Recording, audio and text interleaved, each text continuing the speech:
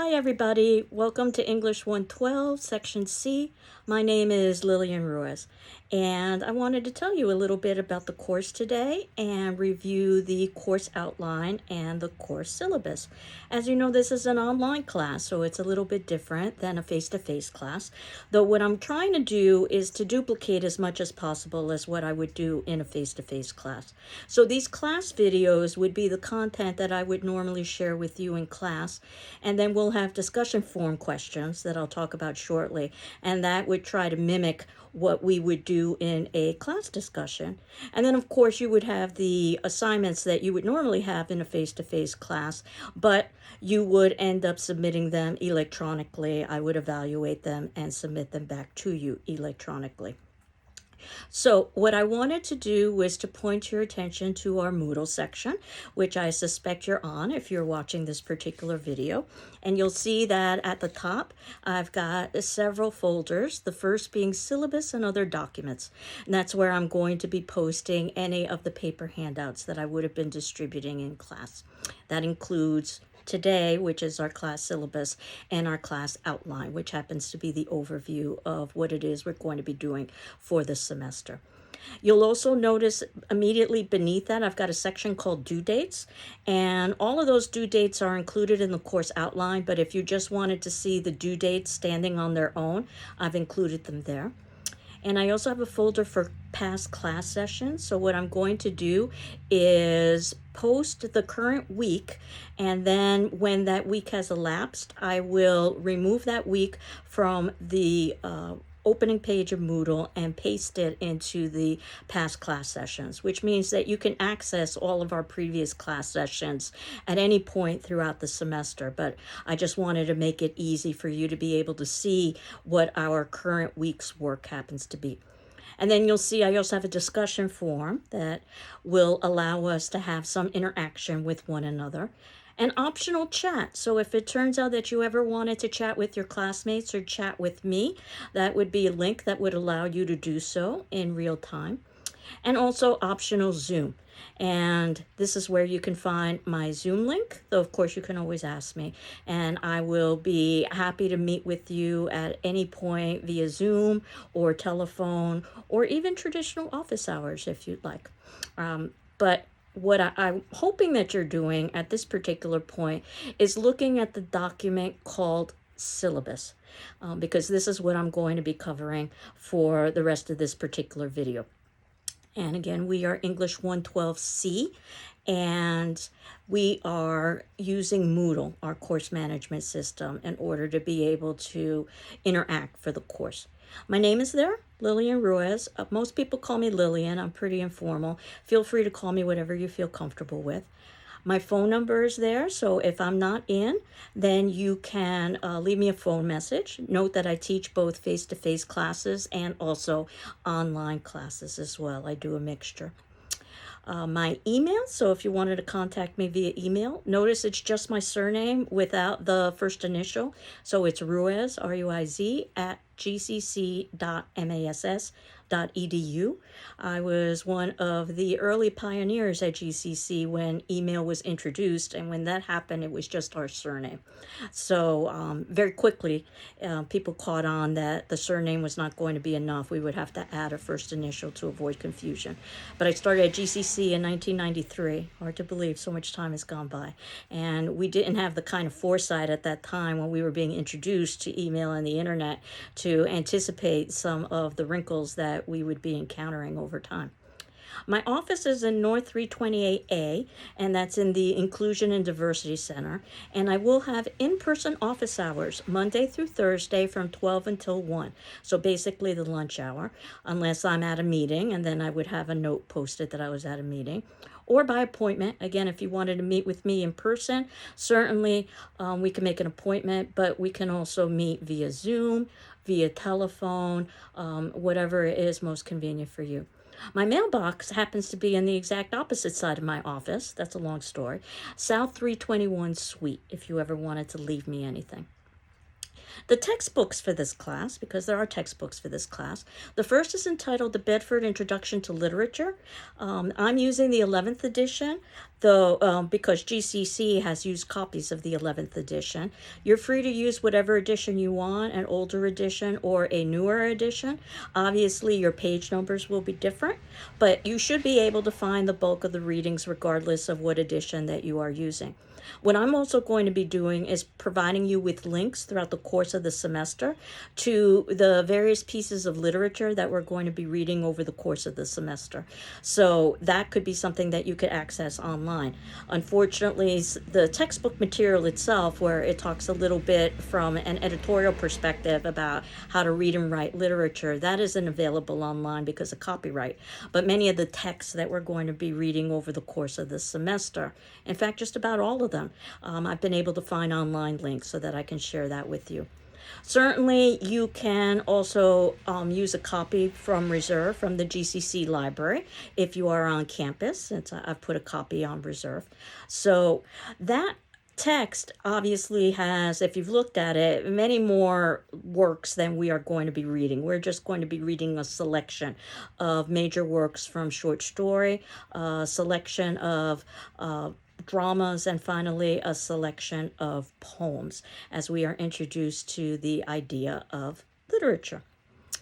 And there was also a drama that used to be included in the text that no longer is. It's entitled A Raisin in the Sun. You may have heard of it, and I'm a very, very big fan of A Raisin in the Sun. Thought it was worth ordering a separate text, which you can get in paperback form inexpensively. Again, I'll try to provide you with the link, assuming that it hasn't been removed because of copyright issues. I should be able to do that. And of course, there would be a version online in the, or a version on reserve in the GCC library.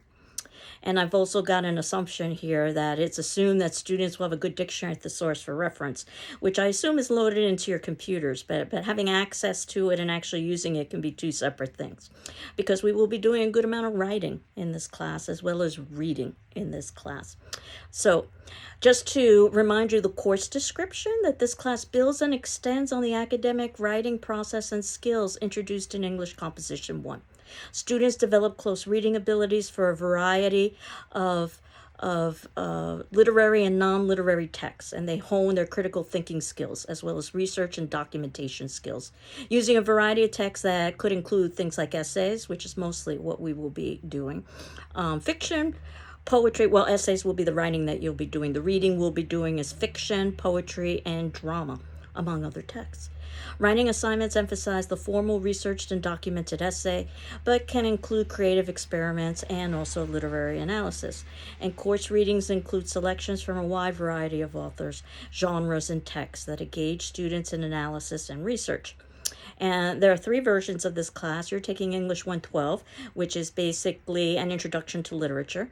There is also an English 114, which is a creative writing, and that allows you to actually create short stories and dramas and poems. And then finally, there's a 116, which introduces the idea of cinema as an academic discipline, in addition to literature. That said, when we get to the drama unit in our class, we'll talk about that dramas were meant to be performed. So we will be watching cinematic versions of those dramas. Unfortunately, we can't see them live because of the logistical issues associated with that, but at least we can see performance and talk about that. So learning outcomes. As a result of successfully completing this course, you should be able to develop an appreciation for and understanding of literature, which is how we're going to begin the semester, trying to define what literature is. And we're going to do that all semester long and find out that it's not necessarily an easy thing to do. To see reading and writing as an ever-evolving process, and it's something that you get better at, your reading skills and your writing skills over time. It's something that you really have to develop over a lifetime. And we will talk about how great literature requires multiple readings, and that each time you reread, you should be able to determine new meaning. So just because you've read something once before, that doesn't mean you're done. You've only just begun, so to speak. To use the rules of formal academic writing, because obviously this is the kind of writing that you will be doing in other courses, as well as the writing of the work world of business. but also to promote your each student's sense of voice. And the idea is that you don't sound like a textbook, you sound like yourself, but you're still following academic rules. I kind of liken it to driving. We all drive a little bit differently, but they're basic rules that we all have to follow. And we adjust those rules based on things like the vehicle and the environment. And the same can happen with your writing as well. To improve oral and written communication skills, because obviously you've got oral and written communication skills, but you want to develop them further. And to effectively utilize word processing, email, search engines, and the internet and the study of literature. I'm sure we've all been in the position where we've looked for something online and we've gotten thousands, if not millions of hits. And there's got to be a better way to sort through information. In fact, there is. And we'll talk a little bit about that when we talk about the library, and we'll talk about using databases that are specialized internet sources available through subscription, but your tuition dollars at work here, so you don't have to pay any additional monies, to find information that has a certain level of validity to it because it's been reviewed by experts in the field. That's not to say that it still can't have errors, but it's much safer than going on Google and the wide open internet. So procedures, as I had indicated, I'm going to try to mimic as much as possible what I would do in a face-to-face class. So if we were meeting face-to-face, we would meet on Tuesdays and Thursdays at 12 o'clock. Therefore, what I'm going to be doing is posting a class every Tuesday and Thursday by noon, 12 o'clock. I'll try to do it earlier, but certainly by that deadline. And what I will be doing is posting a video much like this of myself discussing class material, the information that I would have shared if we were in class. And you have 48 hours in which to watch that particular video. And at the ending of every video, I'm going to ask a corresponding attendance question for you to answer on our discussion form. And that will count as your, quote, attendance in class. It will be similar to your, let's say, raising your hand in class and giving a response. So I'm not evaluating as to right or wrong or anything like that. And soon you'll see that I like to ask questions that don't necessarily have right or wrong, that they're opinion-based. What I'm more interested in is your thinking. And if you need an extension, please ask me. I'll be happy to grant it to you. But within the 48 hours, I was hoping that most of you could respond, if not all of you, to that discussion question, that attendance question, so that ultimately what you would get is a review of what we would have talked about in class if we were meeting live. So I just ask that you respond to the question. You're not required to respond to your classmates, but you are required to read their responses so that, much like if you were in class, you could hear what they would say. If you want to respond to their responses, it would be similar to you raising your hand in class. So again, not required, but certainly something that's encouraged if you want to have dialogue. So, as the syllabus indicates, any additional interaction you have with your classmates in the discussion forum section is participation, similar to participating in a live class. Some students learn best by participating, others learn best by listening, so you can decide how much or how little you want to participate, but you do want to read all of the discussion forum responses from your classmates for optimal learning. And then any written assignments that we have, which I'll talk about in a few moments, you would be submitting them to me electronically. My grading program works best with email, so I'm asking that you send it to me via PDF, which is what my grading program reads, via email. And again, my email is my surname, Ruiz, R-U-I-Z, at gcc.mass.edu. And then I will return the assignments to you via email. Please use your GCC email with my feedback. So course requirements, just some general things that obviously you want to keep up with the reading and the writing assignments by the due date. It's one of the reasons why I've divided up the class into 2 class meetings each week so that we could keep the pace that we would normally be keeping if we were meeting in person. There will be 2 formal out-of-class papers assigned, one approximately midway through the semester, where you are going to be asked to write approximately 4 or 5 pages in response to one of the short stories that we will be reading at the beginning of the semester. And then your second paper will be due at the very ending of the semester, again, 4 or 5 pages, where you will be asked to respond to one of the dramas that we will be reading in the semester, because that is our second unit, drama. Our third unit is poetry. You won't have time to write a paper about poetry per se, but the final exam will be devoted to poetry. And the final exam is open book, open notes, where basically what I'm just going to do is select a handful of the poems that we discussed in class and ask you to choose two and to analyze those poems in depth. So basically the best way to study for the final is obviously to do all of the readings and watch all of the class videos and to read all of your classmates' responses. There'll be a couple of brief questions, one on short story and one on drama in the final. But again, the point of the final is just to put some closure onto poetry, which is our last unit. So those are our 3 units: short story first, then drama, and then poetry. There's an institutional services disability statement, which if you are a returning student to GCC, I suspect you're familiar with, that GCC values inclusion and equal access to its programs and activities. It's committed to fostering an environment of respect and full participation. So our goal is to create learning environments that are equitable, inclusive, and welcoming. So if there are aspects of the instruction or design of this course that result in barriers to your inclusion or accurate assessment or achievement, please notify me as soon as possible. And if you're a student with a disability and you need reasonable academic accommodations, you can contact the Office of Disability Services. And you can see that in the syllabus, there's information about their website as well as their phone number. So in addition to doing these 2 formal papers over the course of the semester and your final exam at the ending of the semester, I also have informal writing assignments that I call response journals that'll be due at the ending of each of the units that we are addressing. So you'll have a journal due for short story, you'll have a journal due for drama, and eventually you'll have a journal due for poetry. What I'm going to ask you to do is that within that unit to choose 3 and of the short stories. We'll be reading more than that. The 3 dramas are the entirety of all the dramas we'll be reading. And then finally, 3 poems. We'll be reading more than that, but to choose 3 and to respond informally about a page or so to each of those texts that you've selected. So basically, if you were to write on 3 short stories, for a page for each short story, and you would have approximately 3 pages of your journal. And I think of this more like a kind of diary. I know people oftentimes use journals as and diaries, the words interchangeably. But rather than you're writing about your personal life, what you are doing is writing about the text that we're reading.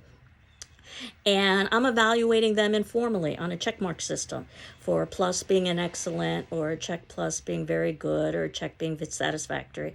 And I'm not reading for grammar or mechanics. I'm reading basically for content. So it's as if we are having a conversation on paper. So hopefully this will help you think a little bit more deeply about some of the texts that we're reading. And perhaps the journals will help you think of ways that you might want to proceed with the formal academic papers. And while I will give suggested paper topics, you're also free to create your own paper topic as long as you have it approved by me. So you can see in the section here about response journals that reading and writing, as I indicated, is an ongoing process. The journals are meant as an opportunity for students to discuss their reactions to the readings. Hence, guidelines are very informal. Students should use the journals as an opportunity to explore the literature in the way that they feel would be most beneficial. Occasionally, I might give a suggestion in class, or perhaps one of the attendance questions might be something that you might want to pursue further in a journal. But overall, the journal should reflect relevant thoughts, questions, etc. the student has about the assignment when the ideas are still fresh. And they also provide, as I indicated, a great opportunity to brainstorm and free write paper topics. Or even final exam questions. Not that you can create your own final exam questions, but perhaps you can anticipate something that would be on the final. So an excellent is a plus, a good is a check plus, a satisfactory is a check, a less than satisfactory is a check minus, unsatisfactory is a minus. Late work generally will lower your grade by 1 full grade. Note late work will be accepted after 1 week has elapsed unless you've made other arrangements with me. So please ask for an extension. I'll be happy to grant it to you. And again, much like all of the other written assignments, please submit your journals via PDF to my email, ruiz@gcc.mass.edu. Now, you're not going to have any written assignments for a while. Mostly we're going to be focusing on reading for the first few weeks of the semester to prepare us for the writing assignments that will be coming up. But I just wanted to give you an overview of the class as a whole.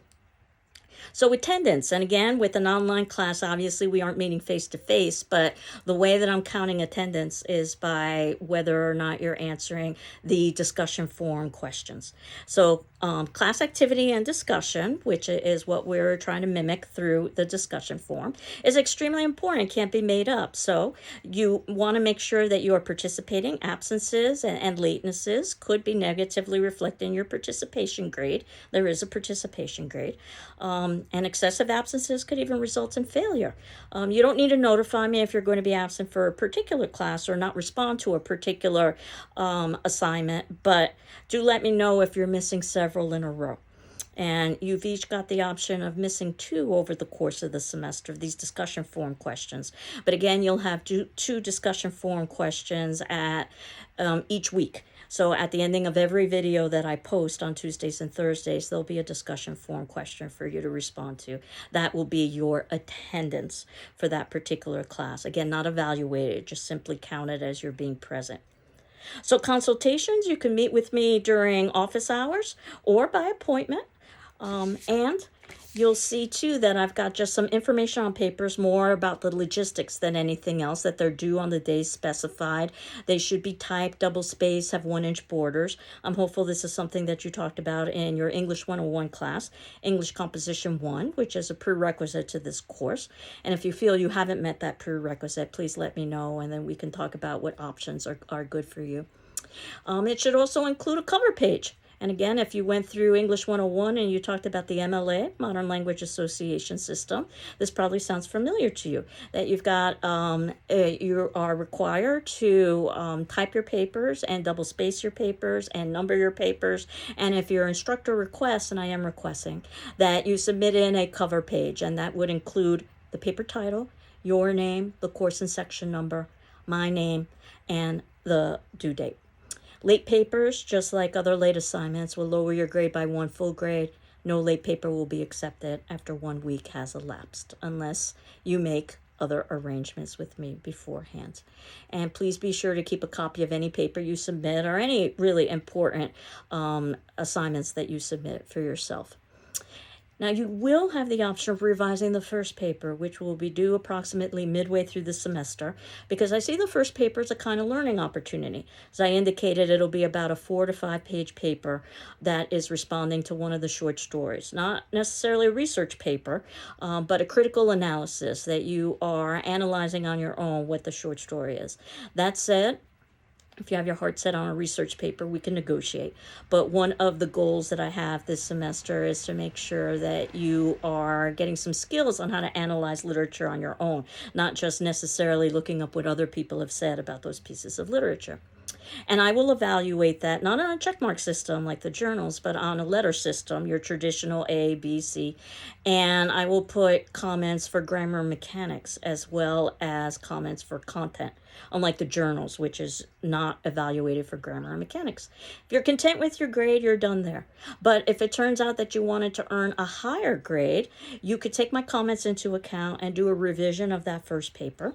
And if you're not sure how to proceed, you can always make an appointment with me and we could discuss it further. And basically, you would end up getting the higher of the 2 grades, which should be the revision grade. So the first grade or the lower grade would disappear. And I feel that this is really the way that professional authors, right? They go through lots of editorial processes and they go through lots of feedback that they incorporate. So I think this is a wonderful learning exercise. So that said, the second paper is going to be due at the ending of the semester, so I don't know if you would necessarily have time to revise it. That said, I have had students submit in that second paper early enough so that they could do a revision, but that's something that you'll have to negotiate with me. But everybody has the option of revising that first paper. And you've got up until the ending of the semester to hand in that revision. Again, you'll be handing in that first paper approximately midway through the semester. But again, if it turns out that you do want to revise, the sooner the better for everybody involved. And again, if you're going to revise, you want to make sure that you're revising and sending me the revision via PDF to my email, as well as the original copy of the paper with my comments so I can compare and contrast the two. So there's a section on plagiarism, which I'm going to save for next class, and go to the grading, and these are approximate percentages. 10% is participation. That includes things like answering the attendance questions, any in-class assignments or activities that we might have, and so forth. Watching the videos. 15% are those journals. Again, we have 3 journals over the course of the semester. 1 on short story when we get towards the ending of the short story unit. 1 on drama when we get towards the ending of the drama unit. And 1 on poetry when we get to the ending of the poetry unit, which I'll talk about in further depth as we get a little bit closer to those. Paper number 1 is approximately 25%, and that would be based on short story, and you can rewrite that paper, as I said. Paper number 2, approximately 25%, that is on drama. And again, if you hand it in when it's due at the very ending of the semester, you probably wouldn't have a chance to rewrite it. But there is some wiggle room if you wanted to negotiate with me and get in that paper early. 25% is the final, and the bulk of the final is going to be on poetry, our 3rd unit. Again, asking you to analyze out of a list of poems that I provide you with that we've talked about in class. I'll give you a list of about 5 or so. Obviously, we would have talked about more poems in class. And ask you to select 2 and to analyze and interpret them. Again, open book, open notes, so that you can utilize things like your journals, class resources, and so forth.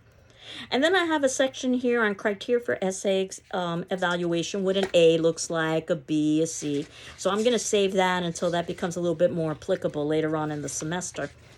And then you'll see, if you continue on, that we have, and this is listed in our syllabus and other documents folder, a course outline. So this is the outline of what we are going to be doing and when over the course of the semester. So you've got the entire semester presented to you right now, which allows you to get ahead. And I definitely encourage you to do that because there's a good amount of reading.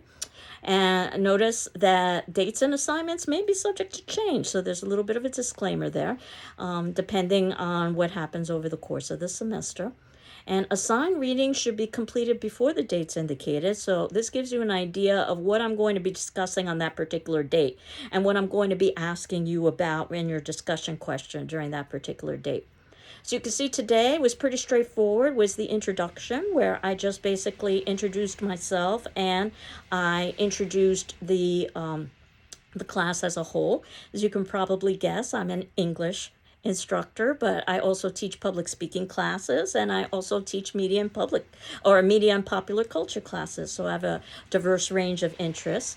You might have heard that I'm a fan of horror films, and that, yes, indeed, that's true. I even teach a class on horror films, so which I'm doing this semester online. So I do a little bit of everything, but I'm trained in English, specifically Shakespeare and his contemporaries. Now, in terms of next week, what I'm hoping you're able to do are the readings that I have scheduled for Tuesday the 13th, before September 13th. If it turns out that you can't, again, don't fret. I understand that people are still adding and dropping and getting adjusted to the class. These readings are basically meant as introductory readings to the course themselves. They won't be readings necessarily that you have to address in your journals unless you wanted to. Those readings are going to talk about how could we go about defining literature, how do we read literature, and how do we write about literature. So I thought that would be a good beginning. The readings are a little bit dry, but it gives you a nice overview of the discipline of literature before we begin to read some short stories. And that's what we will do on the 15th, which is Thursday. We're going to read 2 short stories, one entitled A Secret Sorrow, the other entitled A Sorrowful Woman. And while they both sound very similar, they're both very different in terms of their quality.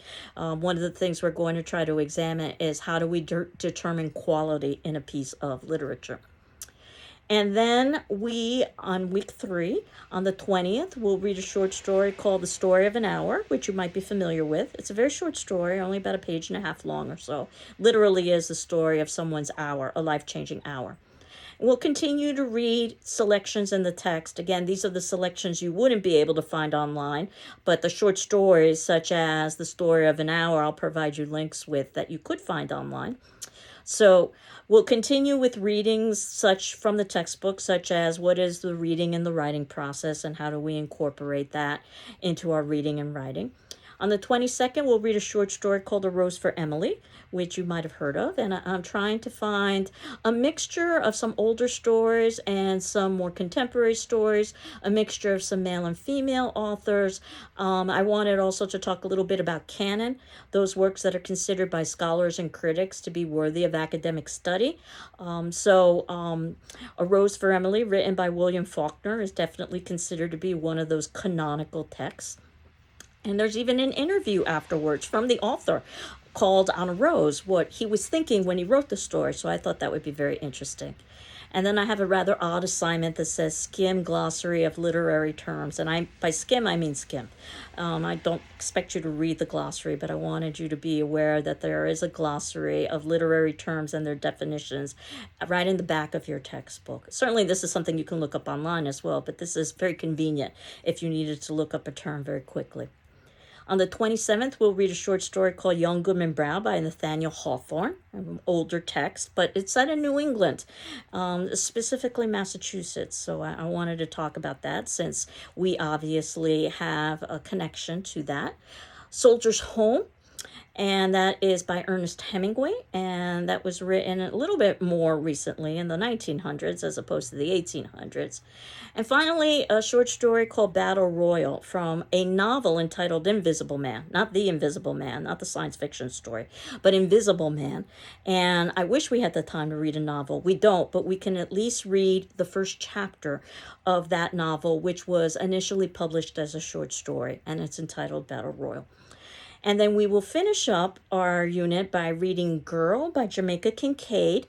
Again, a very short text, approximately a page and a half long or so, but very, very sophisticated.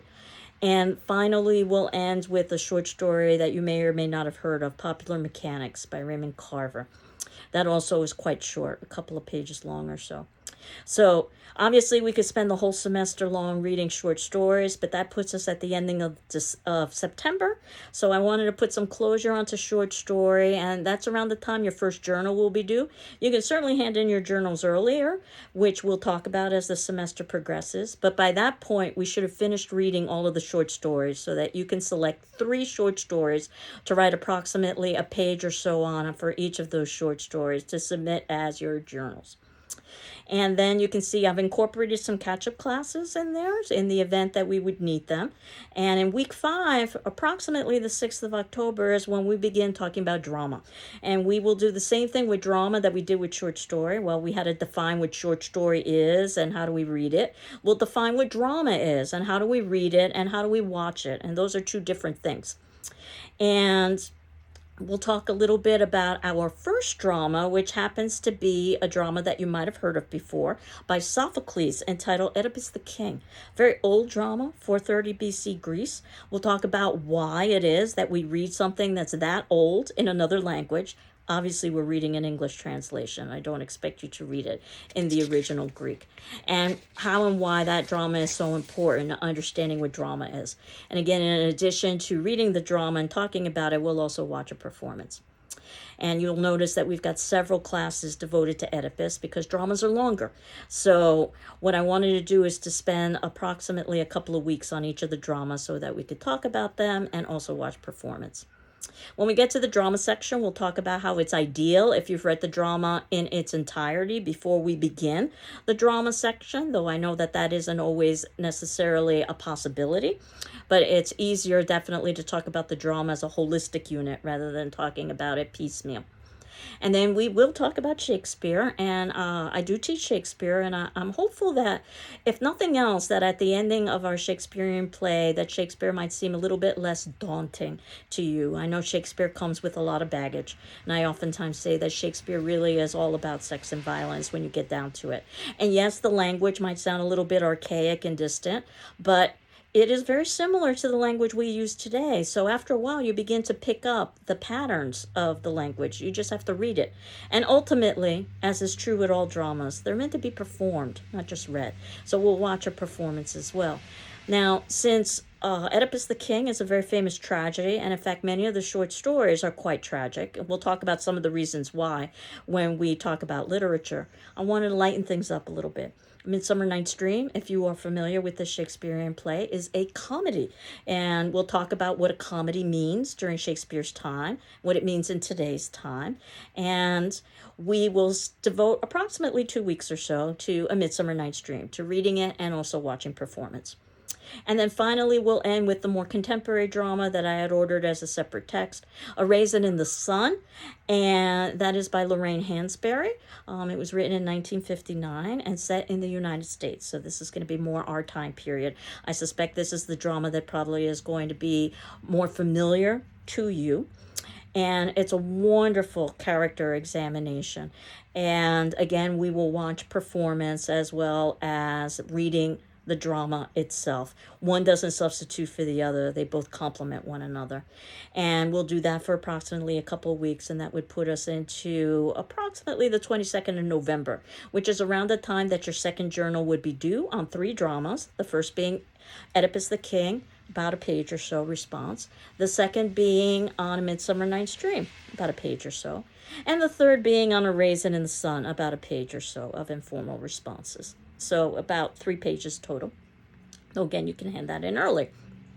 Then we move to Thanksgiving, and then finally we end the semester with our poetry unit. And we will begin poetry much like we began with short story and with drama. What is poetry? How do you read it? How do you write about it? And then we will be reading some selected poems. So one of the things the textbook likes to do is to show something that they call popular or formulaic in comparison to something that is more academic or literal or literary, to show the distinction in quality. And they'll do that with short story, and they will do that with drama, and finally they will do that with poetry as well. And then when we actually get to read the poems themselves, after we talk a little bit about the ways that poems are constructed, we will begin, because we had to begin somewhere. We'll begin with Shakespeare. Obviously, poetry existed before Shakespeare. One of his very famous poems, a sonnet, Shall I Compare Thee to a Summer's Day? And you may or may not be familiar with the poem To His Coy Mistress by Andrew Marlowe, who is also writing in the 1600s in Britain. Very different kind of style than a Shakespearean sonnet. Then we'll move to the author to her book, which is also from the 1600s. The Sick Rose, and that's by Anne Bradstreet. The Sick Rose by William Blake. You might have heard of William Blake or the Romantic Poets, and this will be an example of their writing style. Because I Could Not Stop for Death, Emily Dickinson, and that'll be from the 1800s. I suspect you've probably heard of Emily Dickinson, her being local. And then what we're going to do is to shift to some poems that are from America. We're starting with Emily Dickinson. We're going to go with Robert Frost, another poet that you might have heard of, The Road Not Taken, and talk a little bit about that as a poem. Next to, of course, God, America, I. You might have heard of E.E. Cummings, and he was notorious for breaking a lot of grammatical conventions in his writing. And he led to authors such as Allen Ginsberg, who were known as beat poets, who wrote a very famous poem called America that defied lots of conventions in terms of societal expectations and also writing styles. That puts us into the 1950s. And you'll notice that some of these poems are not included in the textbook, or at least in the edition that I ordered, and it's listed as handout. Those will be poems that I will definitely provide links for.